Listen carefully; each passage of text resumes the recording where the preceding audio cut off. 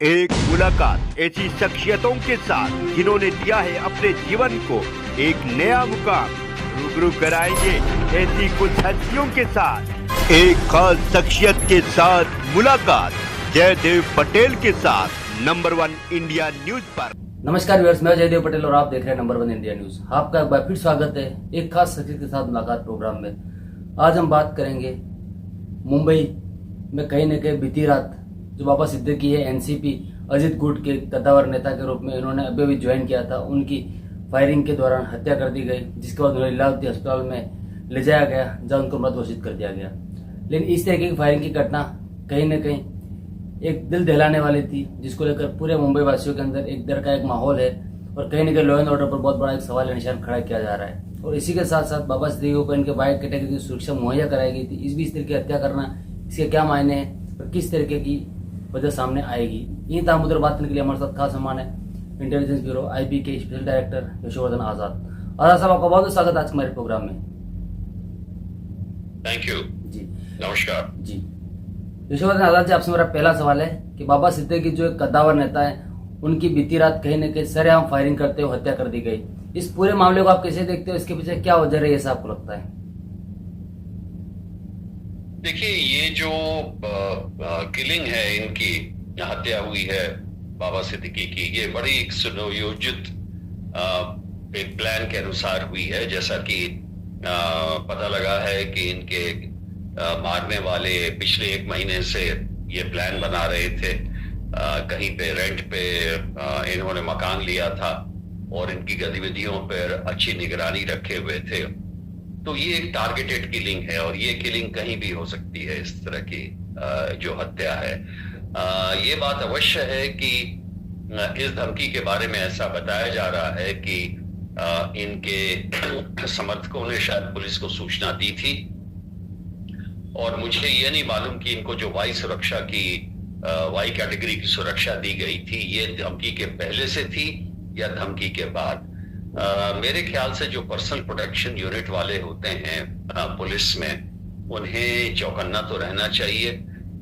Intelligence के आधार पे सुरक्षा दी जाती है, ऐसी सुरक्षा। और अगर सुरक्षा में जो लोग शामिल हैं, उनको कम से कम ऐसी स्थितियों में रिएक्ट भी करना चाहिए। अब ये पता नहीं लग रहा है कि किस प्रकार जब उनके पास सुरक्षा थी तो लोगों ने सामने आके गोली मार दी और दूसरी तरफ से कोई भी फायर नहीं हुआ पुलिस के द्वारा।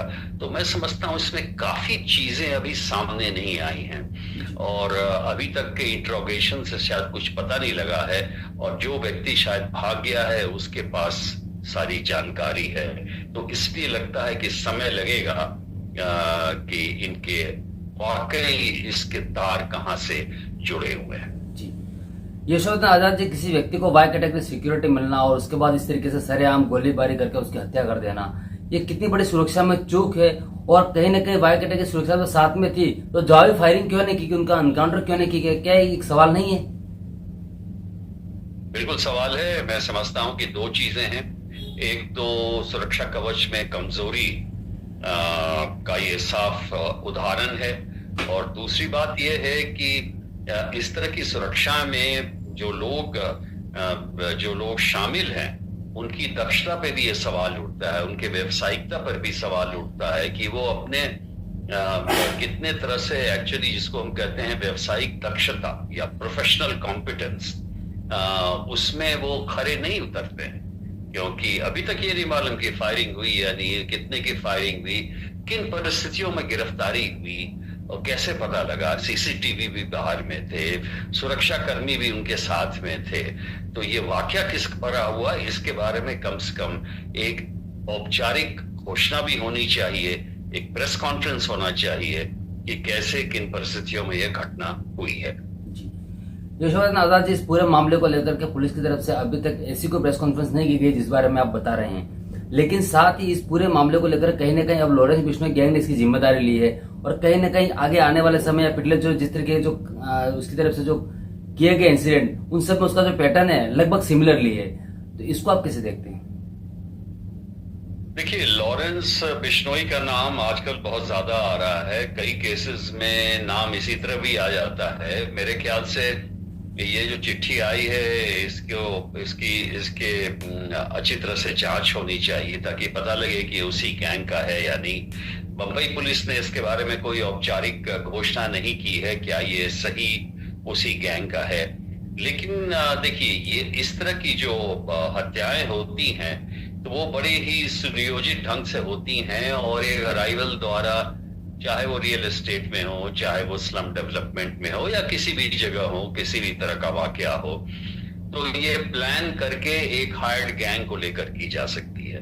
हो सकता है कि लॉरेंस बिश्नोई के गैंग द्वारा ये हरकत कराई गई हो या लॉरेंस बिश्नोई की कोई जातीय दुश्मनी रही हो, लेकिन इस पे अभी ये जांच का विषय है। ये बात जरूर है कि अगर लॉरेंस बिश्नोई ऐसा कार्य कर रहा है जैसे पहले भी इसकी सूचना मिली है, तो मेरे ख्याल से उसके खिलाफ एक सख्त से सख्त कार्रवाई होनी चाहिए ताकि ऐसा अंजाम किसी कहीं और वो नहीं दे सके। जी यशोवर्धन नारायण जी, आपसे मेरा एक आखिरी सवाल है कि मौजूदा सरकार जो है बीजेपी की महायुति जो गठबंधन में है, शिवसेना शिंदे गुट और साथ ही अजित पवार गुट के साथ में, तो ऐसे में अजित पवार गुट के जो कद्दावर नेता रहे हैं बापा सिद्दीकी, उनकी इस तरीके से हत्या करना, कहीं न कहीं विपक्ष इस पर सवाल खड़े करते हुए ये कह रहा है कि कानून व्यवस्था पर बहुत बड़ा एक सवाल या निशान है, क्योंकि जब एक कद्दावर नेता जो मौजूदा सरकार का हिस्सा है जब उसकी सुरक्षा नहीं है तो ऐसे में आम लोग कैसे खुद को सेफ महसूस करेंगे?